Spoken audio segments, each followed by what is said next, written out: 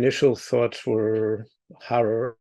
Um, I think that this is one of the worst days in Israel's history.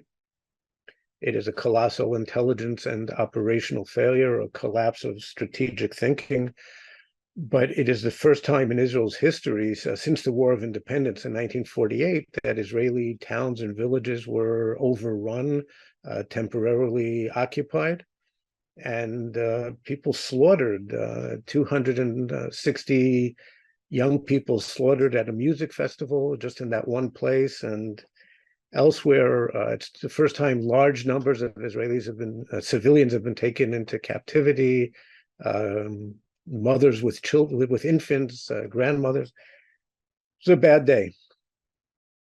Like all major intelligence blunders, it's in the end, it's a failure of imagination. It's a failure to read the signs. There was some information there that wasn't picked up or wasn't understood correctly.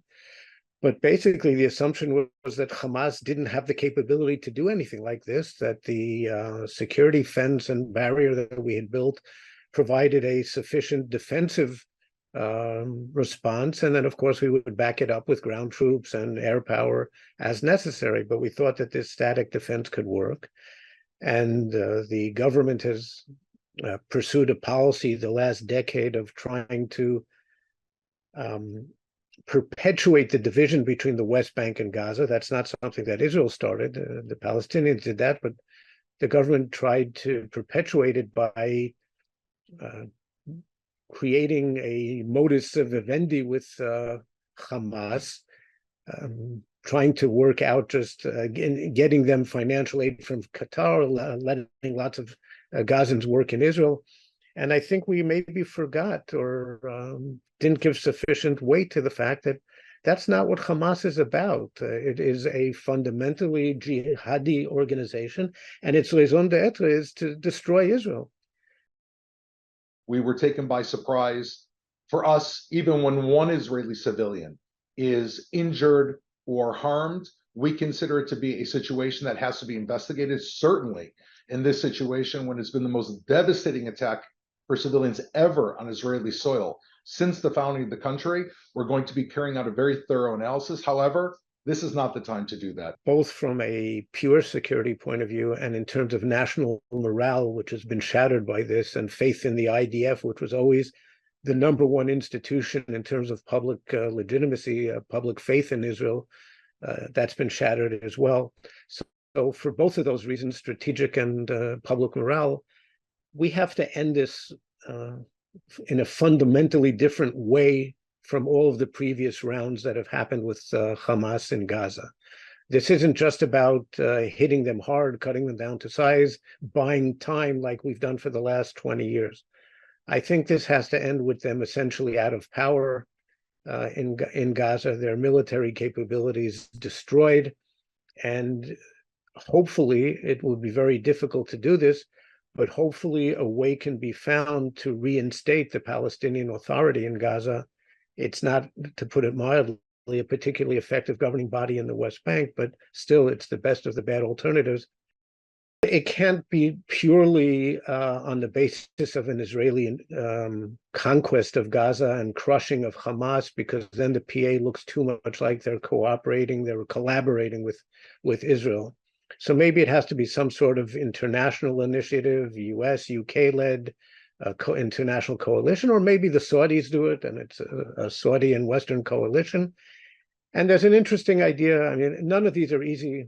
None of them are totally, it's clear how you make them work, but an interesting idea might be to also save the breakthrough that we were working towards between Saudi Arabia and Israel.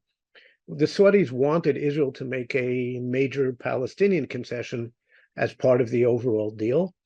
And maybe what we can do is say, well, reinstituting the PA in Gaza, and maybe some other measures that would constitute Israel's concession or contribution towards making this work. But it's going to require a significant Arab and international effort to make this happen. First of all, I think to a certain extent, Israel simply has no choice Okay, this is a battle for our national survival in essence. Not that the war itself is existential. Hamas can't destroy us. But if the precedent is set that Israeli territory, Israel proper, this isn't the West Bank, this isn't the settlements issue, this is a totally different issue, and people have to understand that. I think this war demonstrates something that most of us understood, but that was not given sufficient attention in recent years. Hamas is about Hezbollah as well. They are about Israel's destruction. So we have to take measures that end this very differently. There's already, I'm not sure that this policy works too much. Israel's already announced a complete embargo on Gaza. I think that ends up rallying people around the flag. Maybe it's a partial, it can be somewhat effective, partially effective. But I think what we're going to have to do is a massive ground operation and, of course, air power to go in and root out the rockets, stage one, and that's a few month process. It's bloody door-to-door fighting for everyone. I think people have got to a little bit get over their sensitivity to seeing civilian casualties. Israel really does everything it can to prevent them, but there are going to be lots this time because Israel is going to pull out the stops. And the second stage will be what I was saying before. This will certainly go down as one of the biggest failures of Israeli intelligence effort.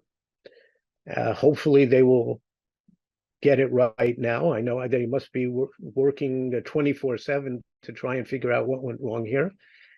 Look, intelligence agencies everywhere in the world fail. They fail repeatedly. They usually fail about the biggest issues, but that's the best that we have today, given the limits of human decision-making processes.